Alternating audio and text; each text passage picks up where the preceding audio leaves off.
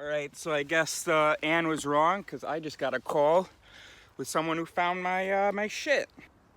I guess it wasn't meant to be lost. I don't know what I was supposed to learn from this. To not swim drunk in the river, that can't be the lesson. To be more careful. I mean, how can you be more careful? You know, I've only lost my wallet twice in my life, I think. So I mean, I am pretty careful generally, but of course mistakes happen. You know, you get drunk, you get naked. You know, maybe the lesson is that I need to develop more of a habit of getting naked and putting my shit down, right? So that I have a proper routine. Because it's not like I'm done exploring and, you know, making silly decisions. So I guess I just need to practice being responsible while making those silly decisions. Awesome. So okay, great. So somebody took my 50 euros. They left everything else. They just left it there. So, which is very nice. They didn't throw it in the water, in the river, or whatever. So let's fucking go get this shit. All right, Neo, I will be right back. It's funny because there was a grocery store. So right after I got my stuff back from the guy, I looked down the street and there's at the end of the street, there's a grocery store calling my name. And I was like, okay, fuck yeah, I don't have any alcohol. So I go there and these kids come into the beer aisle right after me. And they're mad that there's no 8.6. And I don't know whether that exists in the US, but 8.6, it's a beer. And the original version has 8.6% alcohol. And so they were all mad that there's no 8.6 left. Well, I was filling my bag with a beer that's 11.6, and so I was, here you go, you know, have some. And they go, oh no, that's too strong. You drink 2 of those and you have your head on the ground. And I was thinking, well, you drink 2 of them and a half bottle of wine and you lose your wallet and go swimming naked in the river. Good stuff, man. So just before I eat, my mom's been gaslighting me like my whole life, and I didn't really feel comfortable talking about it because she is so loving, so supportive, and so on. And she's like the only person who's definitely watching this video, at least at the time of posting, you know, in 2020. And so I didn't want to talk about it. And so today she and I talked about the fact that she gaslights me, and she of course gaslighted me about being gaslit. And maybe she's not gaslighting me. That is of course a possibility, but the evidence seems pretty clear to me. But I won't go through that now just for the sake of time, but I'm sure it'll come up again.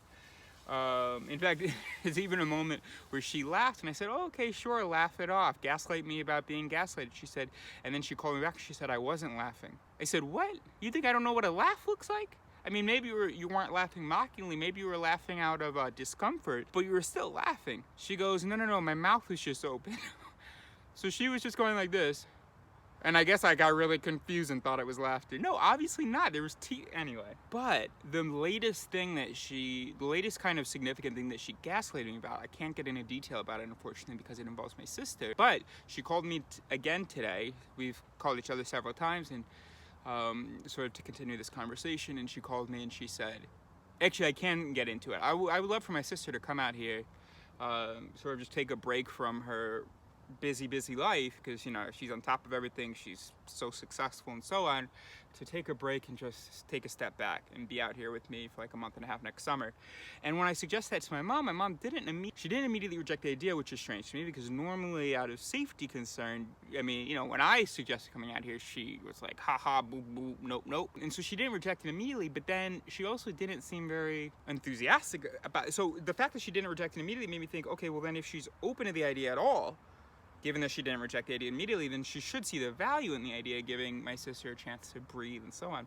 But she didn't seem very enthusiastic about the idea. She just kept repeating that my sister has options and that it's up to her and so on. And I was like, why is she, this is a strange response, because those are obvious and unconstructive things to say. So I'm not sure what's going on. And, right, so we're not gonna have time for yesterday's vlog. And she's like, no, I'm not responding strangely. It's true that she has options. I was like, of course it's true that she has options, but there's something happening here. I can see it quite clearly. And what's unfortunate is that sometimes we see things clearly that aren't there.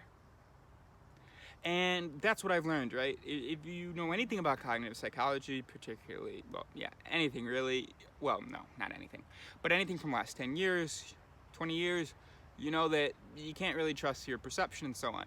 So my mom's been doing this to me my whole life, telling me not to read in other people's minds, you know, laughing at me if I try to guess what somebody's thinking and so on, which is kind of unfortunate, of course, and it kind of explains why I am so skeptical of myself, that, you know, If somebody accuses me of something, even if it's literally not what happened, I can be like, oh, is that what happened? It kind of makes sense. Look, my mom's amazing, so I feel extremely uncomfortable blaming her for anything. And maybe blame isn't the right word, but I do think that that probably contributed a little bit. But anyway, so she said that, she called me today, she said, okay, so this was like 2 weeks ago that this happened, but when we spoke about it again today, several times, she said that she's concerned that I will be disappointed, because of course Kyra's gonna chicken out. I know that. Kyra's been into the idea, but obviously she's gonna chicken out. And I'm going to be unsatisfied with her explanation for not coming out here, for not dropping everything and, you know, coming and spending a month out here before the family goes to Italy. And so my mom didn't want me disappointed. And I was like, it's a shame that you couldn't just, you know, we couldn't find that explanation when I observed your strange behavior. That's very disappointing. And I am salty about that. I am salty that it took 2 weeks and it took hours of us not hours of us talking, but over the course of hours we spoke today, and I was like, you know, you're gaslighting me. You're telling me, and I have even evidence from Kyra that suggests there was something true about my interpretations. And she's like, no, I don't remember what I said, but no.